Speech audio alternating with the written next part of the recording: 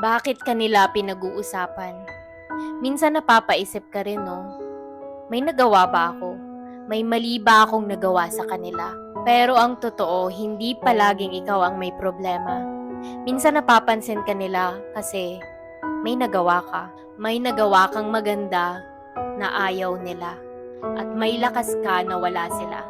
Kasi ikaw pinipili mong magbago habang sila nananatili lang kung nasaan sila. At oo, masakit din minsan. Gusto mo lang naman mamuhay ng maayos sa tahimik. Pero bakit parang palaging may audience? Pero ito ang tandaan mo. Hindi nila alam ang kwento mo. Hindi nila alam yung mga pinagdaanan mo. Yung mga panahong hirap na hirap ka. Yung mga panahong halos sumuko ka na, pero lumaban ka pa rin. Kaya kung pinag-uusapan ka nila, hindi mo kailangan magpaliwanag. Hindi mo kailangan patunayan ang sarili mo sa ibang tao. Kasi habang sila busy sa buhay mo, dapat ikaw busy ka sa pagbuo sa sarili mo.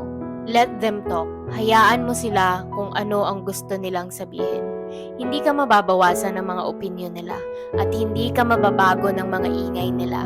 At balang araw marirealize mo, buti na lang, hindi ako nagpadala sa ingay nila.